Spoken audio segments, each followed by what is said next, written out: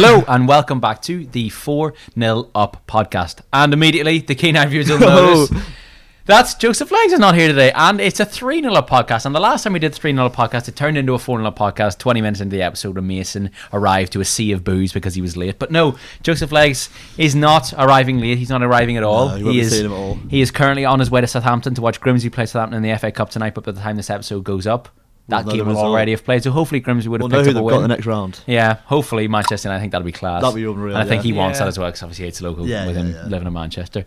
But no, we're just going to do a little 3-0 podcast. We're going to do a little roundup, and we were going to maybe leave this episode, but a certain cup final happened this weekend, and Manchester United beat Newcastle in the Carabao Cup Final. Woohoo! Get in there, and we're going to talk about it, and we're also going to talk about the FIFPRO awards because that dropped last night, and there are some awful picks, there are some stinker picks, and the team of the year is a little bit confusing as well. So we decided that we'd make our own team of the year and show you how easy it actually is to get a nailed on team of the year. FIFPRO next year. If you want a good team of the year that no one's going to argue about, let us know and we'll make it for you. We'll rebrand it.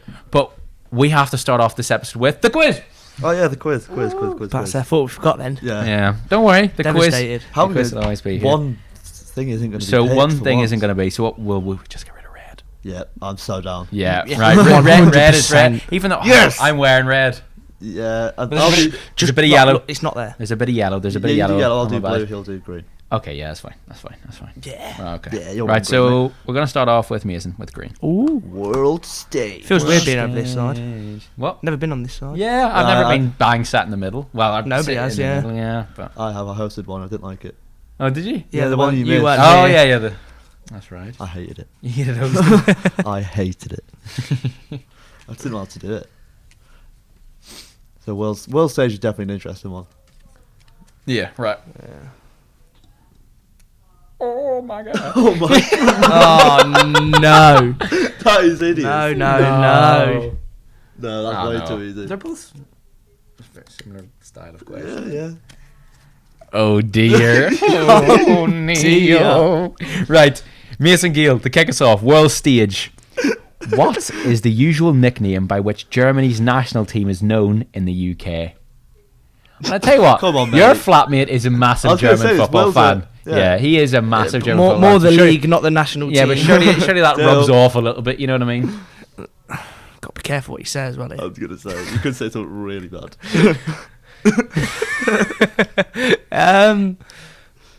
No, genuinely, I couldn't tell you. Like, I'll just pass. It's boring. Just guess something, please. It's something in German. Yeah, just say a German word. Just say two German words. Just say Frankfurt or something. Yeah. Die Frankfurters. I'll just pass it, honestly. Die Mannschaft. That's their nickname. Obviously, mate. Come on. That is poor from you. And I'm going to ask you the other question. Reggae Boys is the nickname of which national team? Surely it's Jamaica. Yes, it is. Yeah, it's Jamaica. But you don't get any points for that. No, it's actually Kent. Yeah. Kent's national team. Right, we'll go to me next. So you ask me a yellow question, please. I won't do that. Yeah, you got to shuffle them. I can't shuffle. We know this. Just shake them about in your hands and pull a card. Just literally split the pack halfway and don't ask the same question we've already had. Yeah, which someone may have done in the last episode or the future episode. No, future episode. Right. No, they're way too easy. Like actually both ways. Right, while he's picking a card, Mason, did you do anything nice this weekend? No. Worked. Missed another Leicester game to work. I filmed a football game for the first time. Oh, the Avro game? Yeah, it was interesting. Like, were you up real high and stuff? Yeah, so we got a purpose-built gantry just for filming. Oh, class. That's good. It's not a nice journey up with 2 camera bags and... Yeah, is it like a real rickety set of stairs? It's technically a set of stairs, but it's more like a ladder. Oh yeah. Yeah. Have you ever seen the Manchester United gantry? No. It's like it's clipped onto the roof of the stadium, but it's not actually like attached to any part of the stadium apart from the roof. So getting there, like you walk across like like scaffold. And it's like that. It looks really dodgy. Some of these questions are the easiest things. Oh, seriously? I've 4 in a row, but I wouldn't share how many goals he scored. Yeah, we've had a great conversation. Yeah. One of the questions is how many teams are there in the Premier League? But yeah, I'll do this one just because I can't find any good ones. How many of the teams competing in the 2018-2019 Premier League season were based in Greater London? Ooh. So you'll get. So it isn't how they've done it, but I'll give you a point for how many, and I'll give you a point for each one you can name. A point for each one I can name? A point if you can name them all. Well, he'd win. Name them all. Yeah. Another point if you can name them all. So Greater London means London and the surrounding area. I simply do not know. I actually don't know. Just look at the teams. I think it's anything within the M25, is it not? I think that little circle around. So if you look at London on a map, is it the little circle? Okay, it's right, anything inside the M25. So in 2018-19. So Arsenal, Chelsea, Tottenham, West Ham, Crystal Palace, Reading, no. I don't think so. Luton, no. I'm trying to think of teams in London. I can't think of any. Brentford weren't. Brentford came up the season 2 seasons after. They came up in 2021. Brentford, no. Am I missing any obvious ones? I've got 5 so far. Oh, QPR. No, QPR. I got excited about QPR. Oh, QPR, yeah. I'm thinking, who went down that year? Who went down that year? I think it was like Villa went down, I think. And then come up, or they might have come up that year, but they're not a London team anyway, so I don't know why I'm talking about them. I'm going through the Premier League team. Brighton aren't in the London area. No. I'm just spitballing here, so I obviously know what I'm saying. I'm thinking out loud, so if I say anything, So what are you at currently? 5. I'm at 5 at the minute. Yeah. So are you willing to choose 5, or are you going to add somebody in case you've missed any? Or No, I don't think I've missed anyone big, and if I miss anyone, I miss it. So what, I think in Fulham. Oh, Fulham. Yeah, there it is. Yeah, Fulham. That's so is that 6. Your final answer? Yeah, 6. You absolute bottle job. If you didn't say Fulham, you would have got it. Was it 5? It was 5 with those teams you named.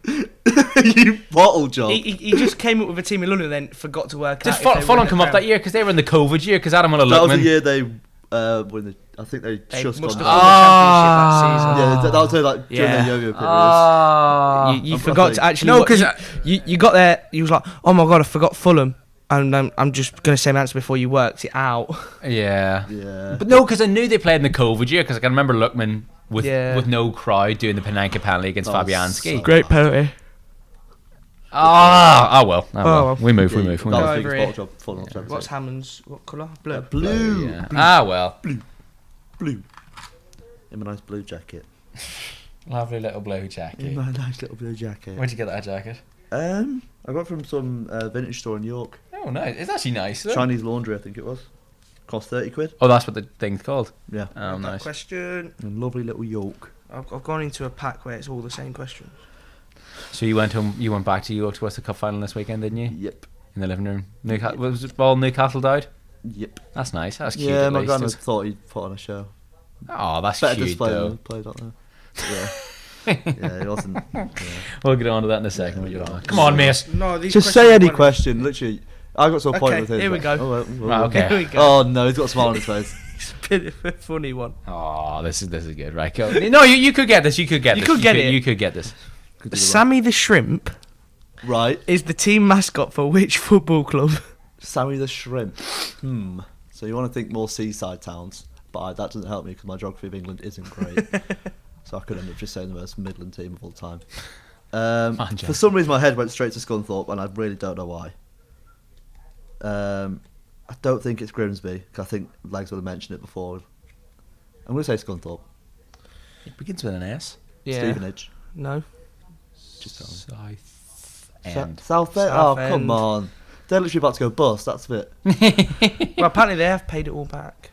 Yeah, they released a statement that they've paid everything back to They HMRC. sold Sammy the Shrimp. Yeah. The costume's gone on eBay. They took him off the wage bill, and now they're okay. The team's gonna float again. It's like when Arsenal sacked Gonzalez. What a travesty. That was awful. That was was it during COVID or something? Yeah, they sacked him. We've had to furlough Gunnersaur. He's back though, isn't he? He's back though, isn't he? Yeah. It's not as bad as the boiler at West Brom. Oh, that's a bad one, yeah. I don't think they have that anymore. No. Because it's just funny. It was because it was part of a responsible for like that sponsor, heating company, wasn't it? Yeah. Mascots are just a weird breed. Yeah, well, we've had Fred the Red forever. I was actually on Indeed the other day, and Indeed, Liverpool have a job application up for a mascot. Who is their mascot? I have no idea. It's got to be like a... We used to have magpies, but then everyone's like, well, what's the point? Have you got one now? No. We've got a mascot? We've got Filbert the Fox. Filbert the Fox. That's awful. Your mascot's decent though. I think our one's I like okay. York's. York's is Yorkie. It's just a massive lion. Is that the one? Yorkie bar? Is that the one? Well, it is, away kind of. days. Yeah, that's Did. that's He what was it a- was. That he was did a it for weird- a day, didn't he? Yeah. Well, he was a mascot. He was York York's mascot. mascot for a That's day. sick, actually, Yeah. to be fair. You've got a couple of nice kits this year, too. Oh my god, they're so nice. The chocolate kit is my favourite kit of like the Yeah, past it's decade. nice. It's It's nice. unreal. What other team mascots are there that are nice? Or is there any that are tragic? The Man City ones are awful. The two aliens. The two Yeah. Avatar-looking. Not even. They're like two. Oh, like, yeah, they're I like, don't know why they're like yeah. two CBBS Yeah. looking like Yeah. aliens. They're Hackett's horrible. dog's about to come around the corner, but no. Yeah. Teletubbies are walking out half time. Yeah, there's a lot of shit like the Teletubbies. Honestly, Teletubbies half-time show. do Everton have a mascot? God No, knows. Everton don't seem to. I think they do, but I can't remember what it looks like. I have no idea. I think he's a toffee, isn't he? Well, he's not actually a toffee, but he's called. Quality Street Toffee. I think if Everton had a mascot, it would have been stabbed by now, probably. That's your man. Get across.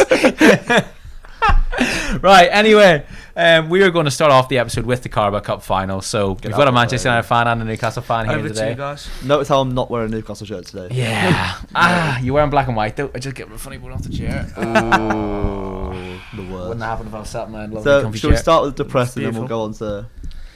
Yeah, well, we could just start with the game Yeah. as a whole. I thought it was a really, really poor 30 minutes. You could tell it was a terrible final. game. It was Yeah. so scrappy. No team could retain the ball. No team. No, I think that both teams are just quite nervous. It's like a little bit like we a were box. petrified. Yeah, it was a little bit like a boxing fight where no team wanted to give away anything because no team wanted to go down 1-0 down really early on. Because Yeah. an early goal in the final is massive. Yeah, And I think oh, yeah. that was proved at the weekend. From my point of view, I thought we started quite well. I You thought did, yeah? Like you could tell that we really wanted an early goal, Mhm. but you were very, very well set up throughout the whole game. You managed it perfectly. Mhm. I can't be angry at the fact we lost because it's not like I think we were arguably the better team, just possession wise, Yeah. and maybe creating chances. But I think from my point of view, after 10 minutes, like we're not winning this because I Yeah. just thought. It's just not going to happen. I just can't see it happening. It's just you just get a feeling sometimes, and I just thought this isn't going to happen. I don't think. You were really struggling for goals, and we're really good. so We've been bad. really good defensively as of late, and I Yeah. think the one issue I had was you getting a smash and grab goal really early because we in the last It's what we were five- hoping for. Yeah, the last 5 games we started badly. I mean, Leicester should have been 1-0 up. Leeds took a really early lead. Barcelona went 1-0 up as well. So I was concerned that you would get a smash and grab and then just put 11 men behind the ball and defend Yeah, for your well, lives. that was and like our grind only out a hope, result. really. Yeah, Like- I think that's what we both said before the game. That was the only way that we kind of saw you winning. Yeah, it was never going to be like, oh, we dominate for 90 minutes, win 3-0. That Yeah. was literally never going to happen. Mhm. I think, yes, it was sad to lose, but honestly, I wasn't that devastated, and I'm not that No. devastated now. Obviously, like, it would have been amazing to win it. I'd be in an absolute joyous mood right now. But straight after the game, I just thought, you know what? We shouldn't even be here. We shouldn't even be in a cup final. We're like 3 or 4 years ahead of schedule. Oh, So, massively ahead. Like, yes, we made the final, and that is just fantastic. Like, the big day out for everyone, go down Trafalgar, which is like Mecca for Northerners. Yeah. And it's just really, really good to see like the display and stuff with all the flags. It was really nice to see. It's just everyone being happy. There wasn't anyone like down, defeated after the game. There was a lot of articles, and the headline that really sums it up is like, we lost, but we're not defeated. 'Cause Yeah. It's more like, we're learning from this. We're going to have days like this to get better. It's also a great experience for, let's say, the players that are still there in 3 or 4 years. Yeah, like the Jacob likes of Murphy. Botman, Yeah. Bruno Guimaraes, players like that. Even like Nick Put. Well, I know he didn't play, but just getting to a final and getting in that run to the final, even though he did Yeah, let it I slip and he think couldn't it's play. also- It's going to be a big learning curve then. It's kind of going to be. It's also really nice to those players that inevitably won't be there in 3 to 4 years' time. Yeah. Like Jacob Murphy, Longstaff. Yeah, Richie, like who Longstaff came off getting to the play in a final for his Exactly. local club is going to be Exactly, like unbelievable. that is yeah. stuff that's like memories. It's like, and he probably wouldn't have got the opportunity if Dan we got Burn there. as well, Dan Burn yeah. as well. He was terrible. by He the way. got cooked. Yeah, he got. I'll cooked. get on to that as well. Christ. Yeah. But yeah, from a Newcastle point of view, I don't think it'll defeat us that badly. I just think we really have to get top 4 now. Yeah, I think that Yeah. would be the main priority. I think all the focus shifts to the league now because you're not in any other cup competitions. Nope, One Sheffield game, Wednesday. Yeah, one game a week. So it's good, all yeah. it's all the focus goes on to getting a good league finish because you're just these couple of years under Eddie Howe because I don't think in the long term I'm not sure if he's going to be your manager in 5 years time. So he's laying. Yeah, I don't know. I love Eddie Howe and I think he's a quality manager and he could be there in 5 years. I'm not saying he won't be, but I think maybe the direction that your club goes in, you may look to another manager. Well, it's inevitable that we a will. proven manager potentially. Yeah, someone that has won trophies. I think we'll probably win one under Howe, but I don't think we'll get to the heights of like winning Champions League and stuff like that. Yeah. But that's not anything against him. He's the most important building block in this whole process. Yeah. Like, he's so cool about. Like, I spoke about him a lot. I don't need to talk about him. But from your point of view, how did you see the game? I thought the first 30 minutes, I was like, oh, it's just a bit of a cagey affair. You could tell it was a final, like I said, and then out of nowhere, almost, we got the goal. And I think that was the difference between us and Hughes. Hughes created a lot more chances, but I feel every chance that we created were clear cut. I was going to say we created a lot of like half chances, like balls in the box and then block shots and then like getting in the right areas but then not shooting. It was so frustrating because like we were just missing that last edge of miss for this whole calendar year. Yeah. We don't score goals anymore for some reason. But yeah, your goal, never a foul on Rashford ever. You don't think so? Nope, never.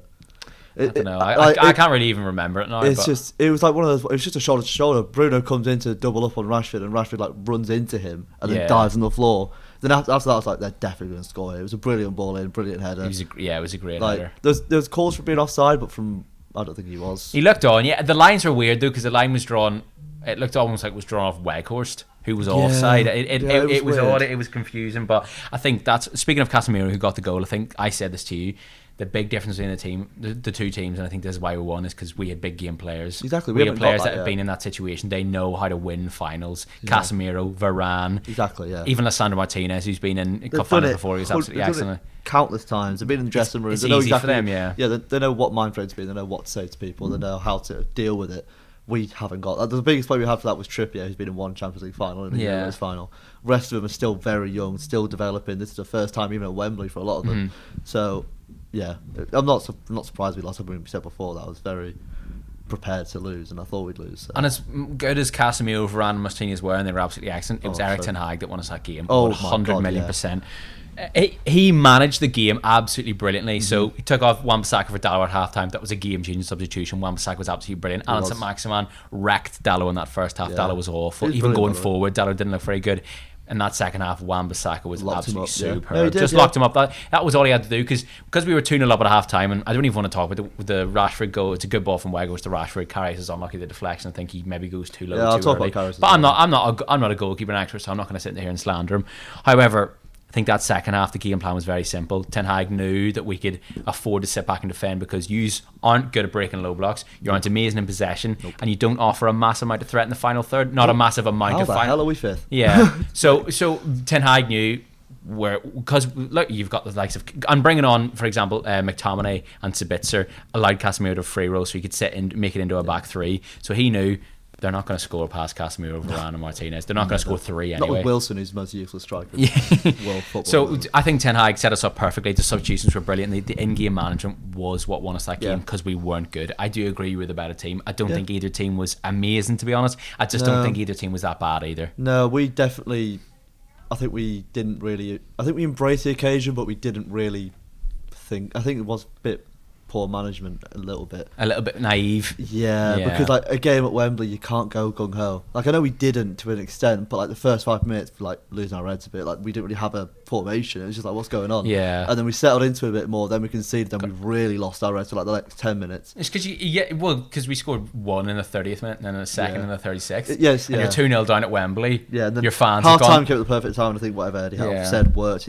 Obviously, it's not his that fault. Final 10 minutes of the half, your fans have gone quiet. You're 2-0 down against a really, really clinical Man United team. You're kind of thinking. I think we did well to not get battered. Yeah, I turned to my granddad when the second one went in. It's like, I really hope we don't lose 4 or 5-0 here because we easily could. And I'm actually kind of proud of the players for not conceding after that. Obviously, conceded, but I think we did quite well to not get battered in that game. And that second half, we were brilliant. We were really, really good. You turned to your granddad and he said, I hope we didn't get battered. I turned to my mates and I said, game over. Oh, yeah, I said game over. Because I only just found this out. You haven't scored in the second half of a game in your last 6 games. Mm-hmm. I said that in my preview on TikTok. 6 games. Really? 6 games in a row without scoring in the second half. Yeah, and that solid defence has gone as well. We're conceding all the time at the moment. Yeah, so I said, look, if we go into the half ahead or even if we go into the half level, we're winning the game. I said simple. I think that's just how the game went.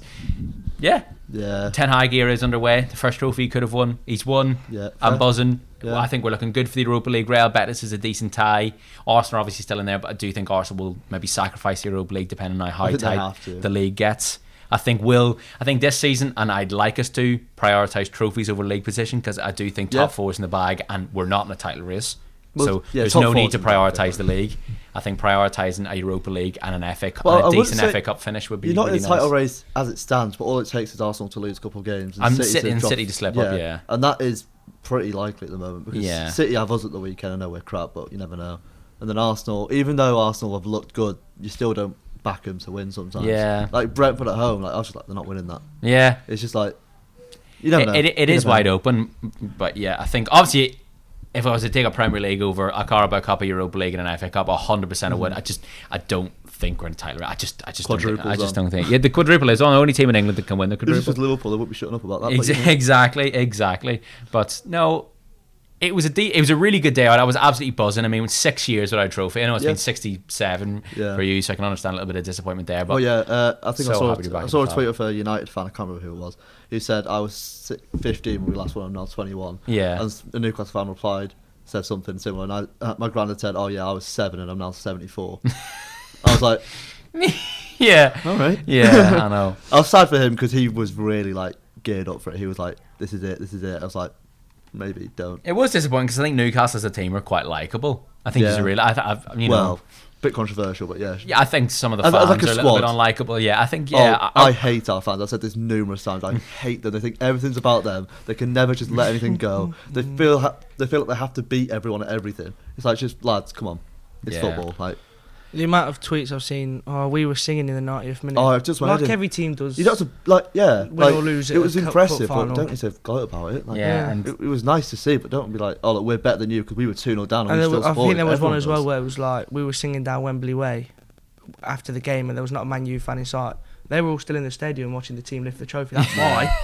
Exactly. I did see a lot of Man United fans. There was a lot of like stuff saying that Man United fans were leaving 5 minutes early to beat the traffic, which is the most embarrassing thing I've ever heard in my life. Oh no, I hope not. I hope not. If that's true, then shame on you. Yeah, but no, it was a good spectacle, and I'm absolutely buzzing, and it was really, really nice to see some of the players celebrate. I mean, I go back to the Casemiro and Varane, who have been in 5 Champions League finals, how many Copa del Rey's, won how many La Ligas, all the rest of it, and they celebrated this Carabao Cup like every Champions League victory ever. It was absolutely amazing. It means that much because like you're bringing Man United back. Like you lost your identity for a while, and now you're winning for trophies years. Again. Yeah, we'd lost it since 2013. Yeah, and we finally 10 years later we finally got it back, and I'm in a good place right now. Yeah, and I'm happy. And we're going to move on. Are we going to talk about Leicester quickly? Do we have to? No, we don't have to. But we last can. Night, we'll just say you got embarrassed and move on. Well, our season's sort of like it's almost like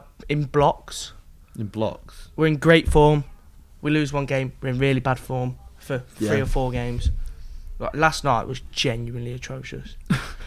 I didn't see who you started. Was it like a strong lineup or half and half? Was Maddison starting? No, he was still not available. Ah, bless. Started Vardy up front. Genuinely, he needs to. He's run his course. The decision to give him a new contract at the start of the season was.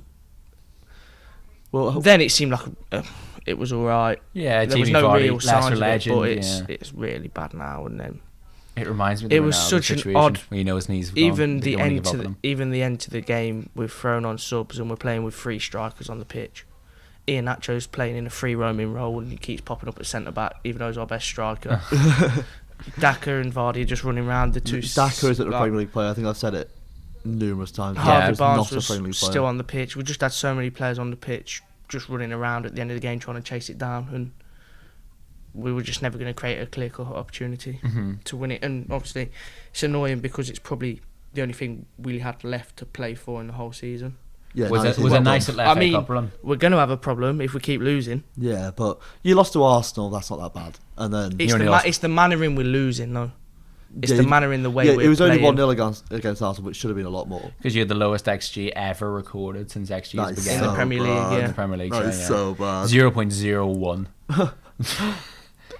This weekend is almost a must-win. Yes. Yeah, it has to be. Southampton away. If we don't win this, then I think you can safely say we are in the battle. You think so? 100%. There's a lot of teams still that could be in that battle. Like Villa aren't far away from it, really. no. They're a couple losses away out. But I don't see them losing a couple of games under Emery. I think they look good. They look shite at the back. No. They're 10 points off it. Yeah. Oh, they are for the. My bad. My bad. But there's still loads. West Ham, Leeds, Everton, Southampton, Bournemouth, Forest, Leicester. If you're going to lose a couple of games, there's 7 teams. We're 3 points off it. Yeah. And if Southampton beat us, we're 3 points that off is the like bottom. Yeah, because one of them will pick up a result. Exactly. Wolves are in, so there's 8. Yeah. Palace potentially. I think Wolves. I 100% think Wolves are safe, though. I think with all my heart, there's no way. That's the issue we've got now. There's no way on earth Wolves go down. Each week, teams are picking up points. Yeah.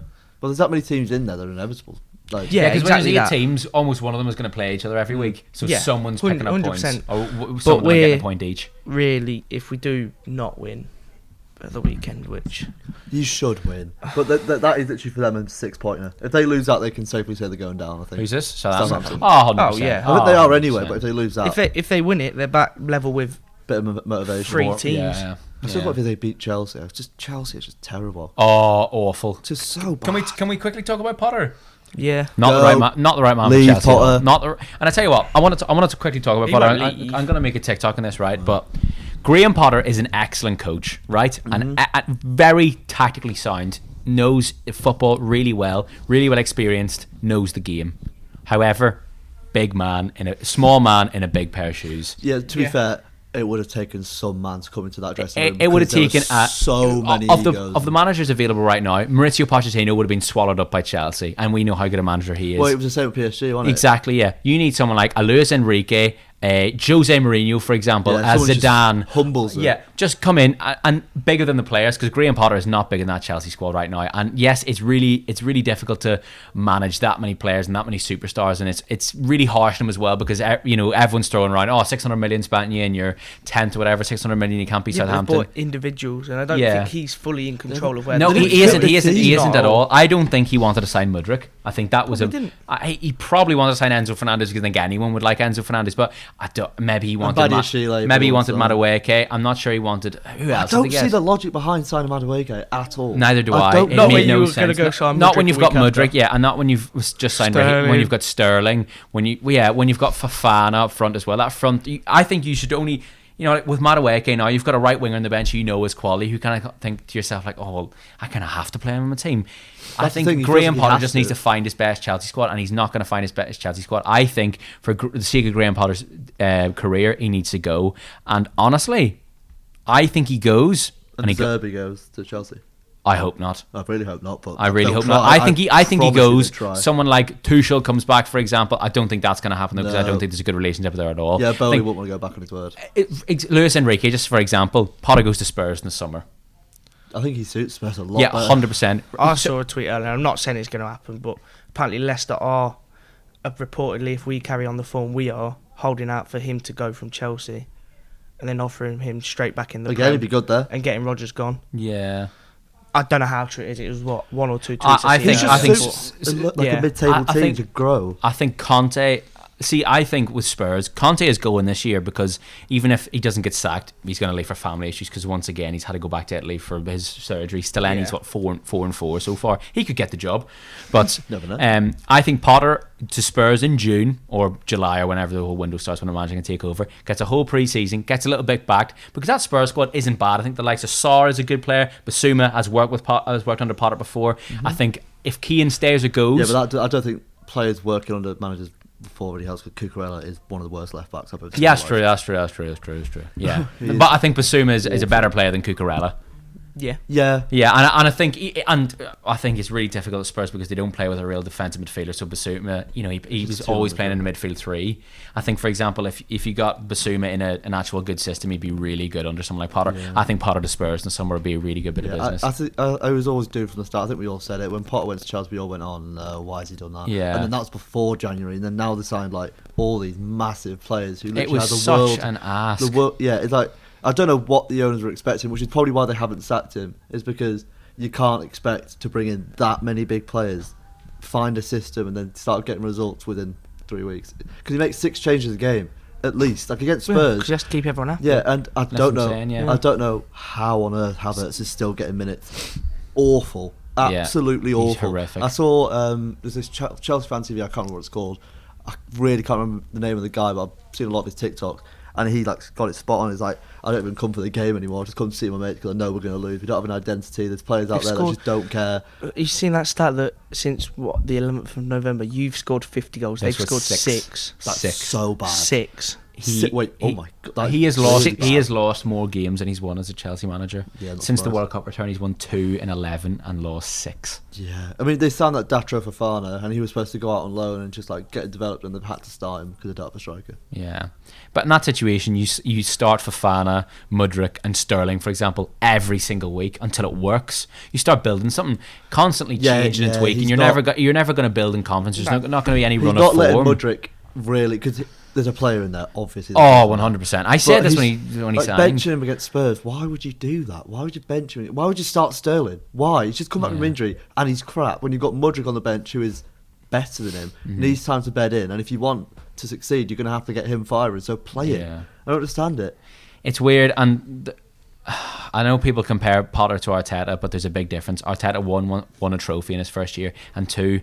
There was progression in Arteta. You could tell there's a style of football he wanted to implement that Arsenal fans could say to themselves, look, we'll have to wait a while, we'll be in the mud, but we know that he is trying to implement something that in a couple of years will work. And they've reaped rewards, but I don't think there's any progression with Potter there. There doesn't seem to be any idea, because that's not him as a manager. That's because the squad size he has is too much for him. There's too many superstars that I don't think he can actually sit down with his players and go, this is how I want it to work, because he's looking at his players and the players are looking at him, and they're kind of like, like Thiago Silva's like, nah. Yeah, well, Thiago Silva's actually been one of the injured now in 6 weeks. Yeah, which is annoying, but I think we've got them next week. Yeah, I think Potter to Spurs, and I think Potter's still a great coach, and I think Potter will still have a really good Premier League career. I hope. Don't want to like burden his career at all. Yeah, I think any manager that went there, like I said, would really, really struggle. I think Potter to Spurs would revive his career. I think he'd be really good.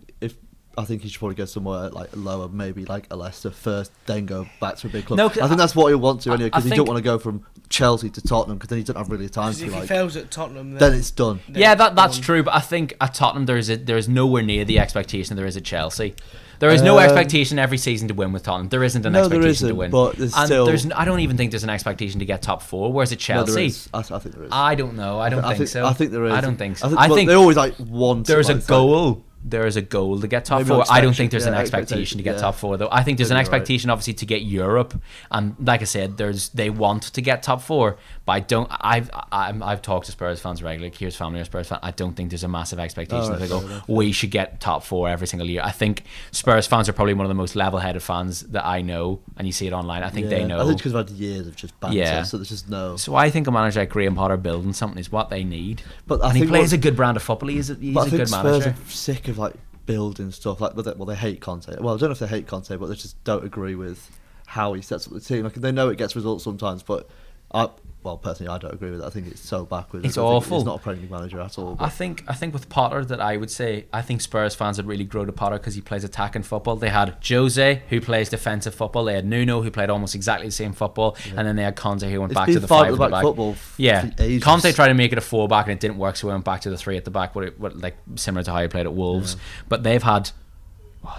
4 seasons basically of this defensive football. So if Potter was to come in and play a little bit expansive football, I think Spurs fans would teach him really well. I think another thing about Potter at Chelsea is that he's a very good man manager who likes to develop his own players and talk to them every day. Players like Enzo Fernandez and Mudryk and Thiago Silva, whatever, they're slightly already developed, and they're already like, because players are developing earlier. Mudryk's they're superstars. Yeah. So you can't have that relationship. But he's signing players who are signing $3,000 a week contracts, who are humble, coming from like backgrounds that you haven't even heard, like Caicedo. Exactly. Like you're getting like humble people who really just want to succeed. But these players have already succeeded. They're already on $300,000 a week. They've already done it, so they don't need to do all this. It's not the same drive as Brighton players, and I solely believe that. And I think it's different. Like a manager, for example, I know if you want to be a top manager, you have to get used to that. But a lot of top managers get used to that because they see players come through on $3,000 a week that turn into superstars that become those $250,000 a week players. Yeah. And during that evolution, they start to understand how to manage these superstars and how to keep them level-headed. So I think that's what Potter is lacking. He hasn't been in that situation. Yeah, he hasn't had the influence that he wants to have. Well, Adam Lallana is probably his most superstarish player he's ever managed before he came to Chelsea. Yeah. It's probably Adam Lallana or Danny Welbeck, you know what I mean? If that was about it. Yes, literally, yeah. So I still stand by Potter to Chelsea or Potter to Spurs in the summer, but I think Potter at Chelsea. He needs to get out done there. and dusted, He needs to get out there. I think he knows. I think he might actually know. I'm a massive fan of Potter. I think he's a really good coach. That clip where he's walked into the press conference of the day and went, just come out across. Yeah, that was funny. I like him. I think he's got a really good personality as well, and I think he's really likable. It's just unfortunate that it's just not working for him at the minute at Chelsea. Yeah, let's move on from that. Yeah, we'll move on to from a little bit aside from Premier League football. We're going to talk about the FIFPRO Awards because they happened last night, which was the Tuesday, the 28th of February. We're now on the Wednesday, the 1st of March, and there were a couple of questionable picks that we're going to talk about. So we're going to talk about the individual awards. So the best awards, the best player of the year, the goalkeeper of the year, the coach of the year, and then we're going to finish it off with the team of the year. And we might look at the team of the year or the top 14 rankings at the end as well. So we will start off with the player of the year, and it went to the GIL. Lionel Messi, obviously, 100%. If you can argue that, sure. I think the only argument is Karim Benzema and potentially Mbappe, but that's it. It is Messi. I think it is Messi because I think a lot of people will go, "Oh, he only scored 6 goals in last season," but he was still great. He still got 20 goal contributions in his first season in a new league in a totally different position because he was playing way deeper than he was before with other players around him. Because at that Barcelona season, he was scoring so many goals because he had to. He was the only good player on that team. He was playing with Braithwaite and Luke de Jong at Barcelona. Now he's playing with Mbappe and Neymar. So there has to be a little bit of a transitional period. This season, was it 12 goals, 12 assists already? He's been absolutely excellent. Yeah. He's been brilliant. And yes, he won the World Cup, but he didn't just win the World Cup. He was probably the best player at the tournament. Well, he was. Well, him or Mbappe, but I thought Griezmann had a potential shot as well, but he was the best player in the tournament. He was, without a doubt, the best player this. Yeah, I totally agree with that, 100%. Yeah, just the fact he just carried that Argentina team. Well, carries a bit harsh. Yeah, but he was a pivotal part of that Barcelona team. He was the man in that Argentina side. That's the only one where I'm like, yeah, okay. Yeah, that one was spot on. Well done, lads. The goalkeeper of the year, war a miss. Right, okay. You fucked it. Might be done. That is really war a miss. Right, hold on. Emi Martinez, right, made probably pulled off potentially the most clutch save in football history off Colomani's shot in the last minute. Probably the biggest save in football history potentially. Up there. Yeah. After France being 2-0 down to come back and win it 4-3 in extra time. Yeah. After already seeing like 4 goals in extra time. Goes in. Would have been unbelievable. Yeah. It would have been ridiculous. And it's a ridiculously good save.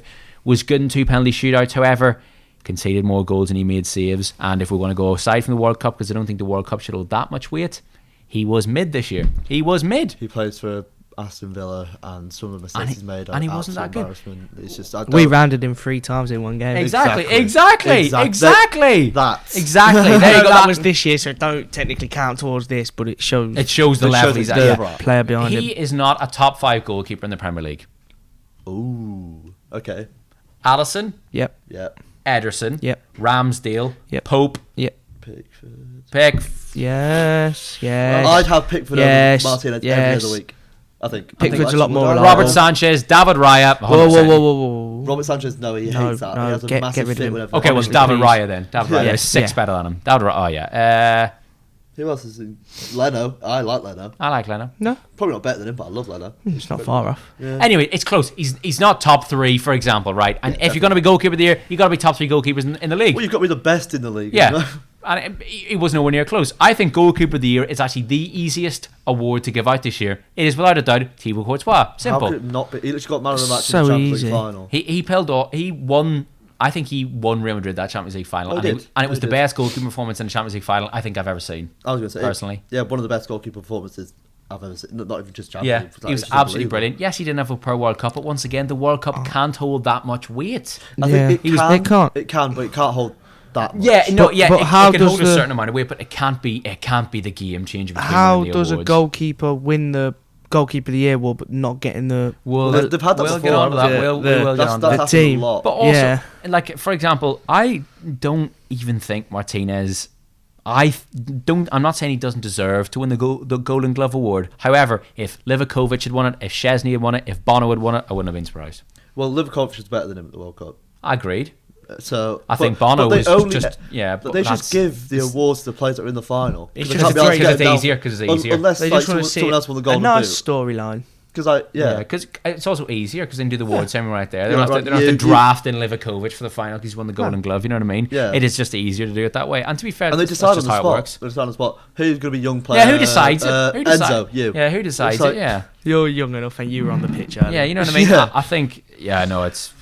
How old are you? Yeah, right. You win it. Yeah, nice one. Yeah. I didn't actually play. I was just on the bench. You win. You were the only Yeah, if person. Colin Wani had eligible. scored, he would have got the Young Player of the Year award, yeah. Probably would have. He probably would have, He yeah. definitely Even would though have. he never didn't start That's a game. actually, yeah, Maybe Bobby great Chinesi shout. game. But, no, it was awful. Yeah, that's an awful pick. Yeah. But, yeah, we'll move on from Goalkeeper of the Year to Coach of the Year. And Lionel Scaloni won it. And shock, he also won the World Cup. What? I have not a lot of massive issues with this. I Really. I don't, think and I the do only at the same two time. debates are between him and Ancelotti, I think. Yeah, I think he's won it because he won the World Cup, obviously, but he's won it with one of the favourites. So it's like, True. But then you could You know, say me and Mias backed him. But I then, did back him. Yeah, we I did both back backed it him. all. Yeah, we yeah, both backed him. but then you could also In say an episode that Ancelotti never won the went Champions League with one of the favourites. So yeah, I'm not really that arse. I wasn't offended by it. No, I like Scaloni. He's young. He had a really good qualifying. I mean, I Yeah. don't know if that matters for 2022. I he don't lost like- to Saudi Arabia. I don't No, like yeah, an he went- still international. came I don't back. like an international manager winning it. I think Yeah, because he plays like 8 games a year. yeah, that's Yeah. I'd rather it went to a club manager. Yeah, but agreed. I can't really be against Scaloni winning it. No. really. No, yeah, true. Yeah, like he's only 44 and he managed. I think it's his first team managerial. Yeah. It is, yeah, isn't it? Yeah, I think Because he was the yeah. under-20 Argentina manager, and I think he was Yeah, he Sevilla's went through the assistant. ranks. Yeah. Yeah. So yeah, I can have no real issues, but I yeah. think Ancelotti can sit there and be like, What do I have to do? Come on, what do I have yeah, to do? come on now. Yeah, well, like, yeah, Yeah. it's but they're weird. Like, wasn't Bielsa like in the top 3 rankings a couple of years ago when he got Leeds Probably. promoted? You know, Leeds' first Probably. season in the league. I think Bielsa finished 3rd. It's just a weird. Yeah. It's just a weird situation. I feel they do it on purpose so people talk about it. And to be fair, you've won because we're sitting here talking about it. Yeah, well done, lads. Yeah, so Fun little congratulations. podcast to talk about. Yeah. Fun little podcast to talk about. No one You've done it. saw it. But is there anyone else apart from Pep won the league, but it was close? it's not And The no, only other probably not Klopp.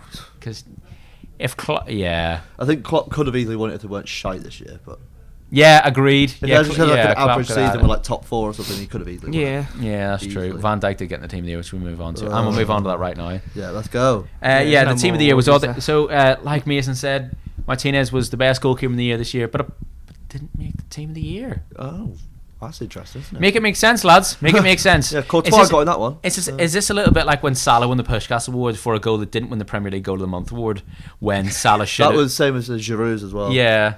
But Salah's goal that wasn't even that best goal that weekend. It was an awful goal. It was a good goal, but nowhere near Puskás, were they? Yeah, I don't remember it that much. It was against Everton in the league, and I think he Right, just okay. kicked Firstly, it, against like, Everton. Yeah, he shouldered. Yeah, Ashley, I think it's a story. he shouldered Ashley Yeah. Williams off the ball and then just put it in top corner inside his own box. It's just I think he scored that seeing goal 4 times I that think he year. scored against City. Was it last Yeah, like That very was similarly. Yeah, better. like I said, I don't even think it was I've Salah's best scored goal. better goals than that. Yeah. Yeah. Yeah, I've seen Mason score better goals But than you that. should have seen Mason. God, Yeah, player. yeah, she is a really good footballer. Yeah, to be fair. You know.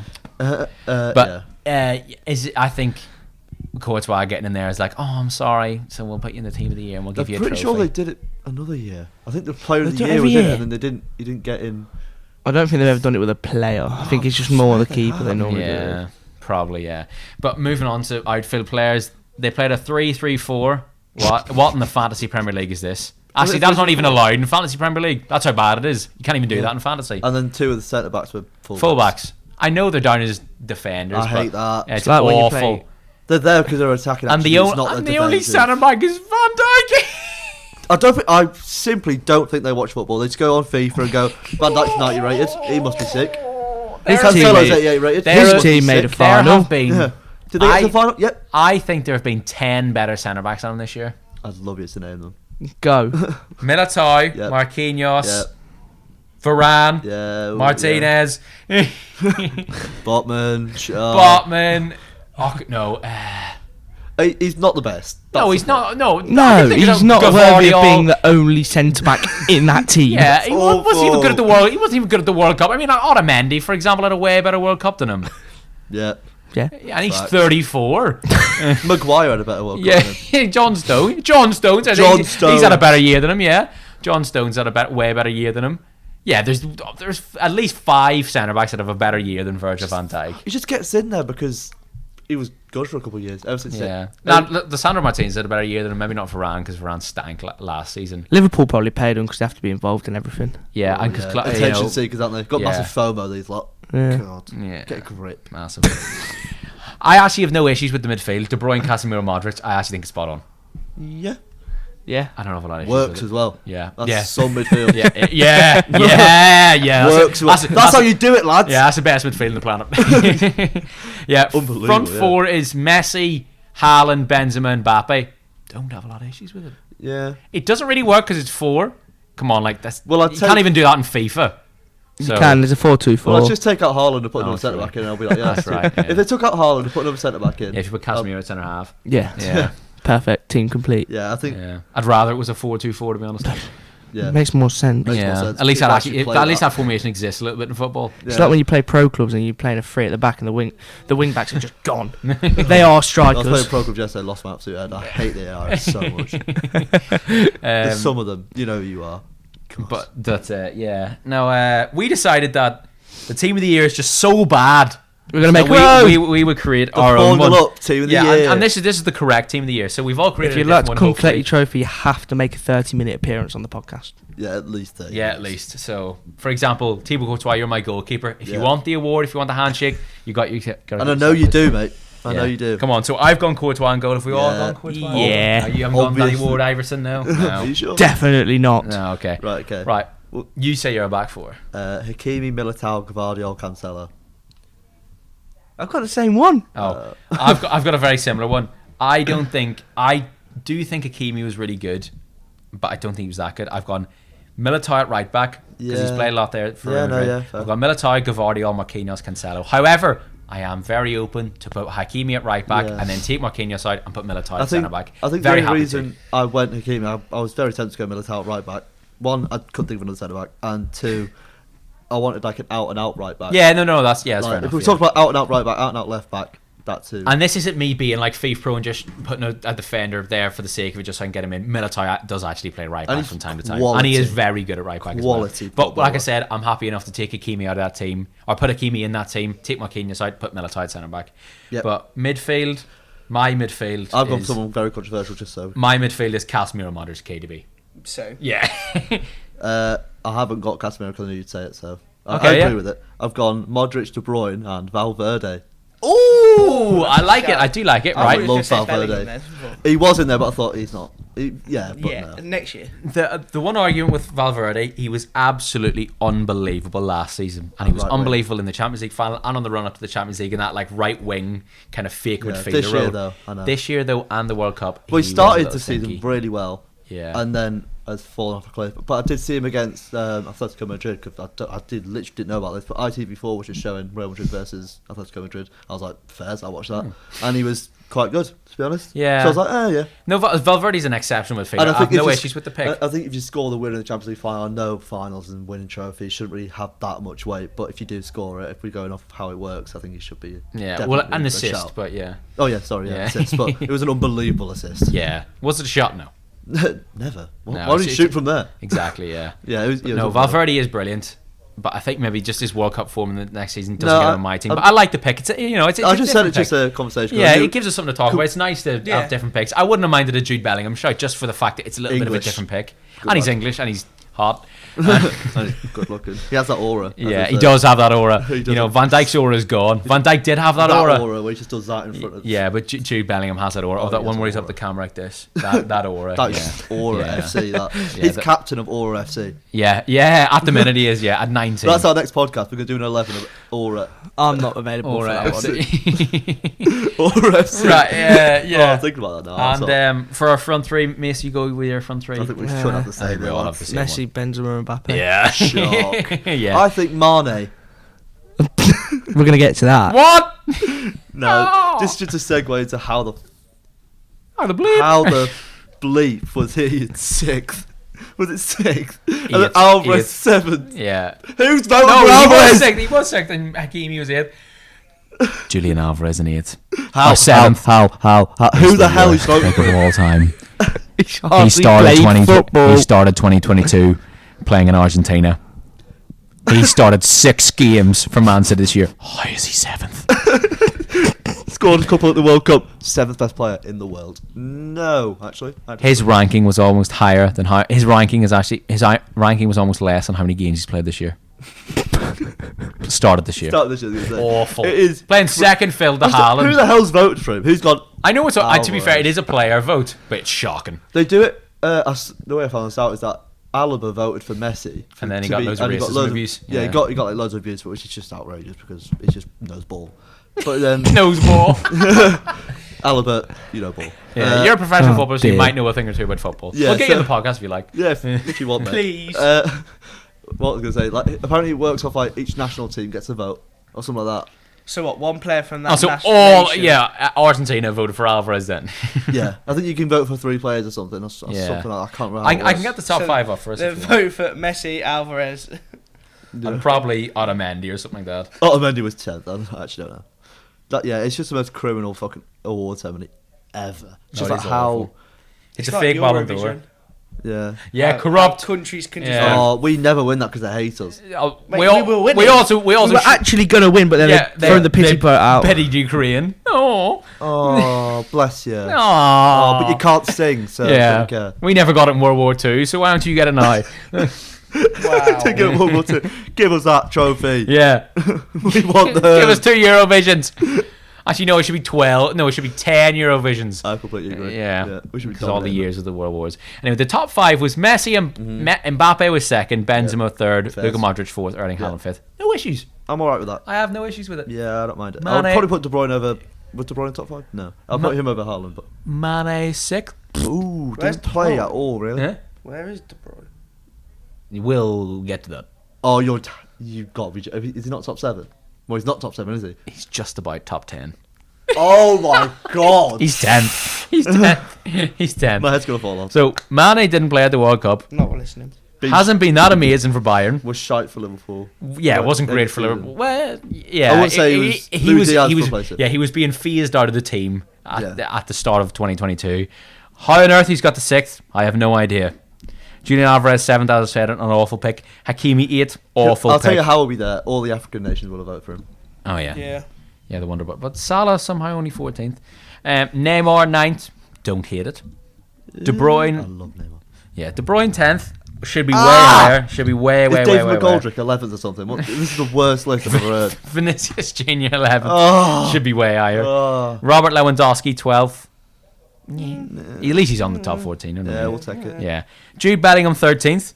Yeah. I have an issue with Jude Bellingham being in there, but not Casemiro, for example, or Rodri. Yeah. No. Yeah. Oh yeah, Rodri. What the hell? Yeah. Or Casemiro. Whoa. Yeah. Whoa. This is awful. Because you've got to remember, Casemiro last year was one brilliant in the Champions League final, and for Real Madrid last year, and won the Champions League and a double in the league, and has bossed the Premier League. So I do think Casemiro, call it bias what he want. I think I'm talking facts here. Yeah. I don't mind Jude because I like him, and Mo Salah 14th. I think there's potential for Salah to be higher on that list. I'm not sure. I don't really care.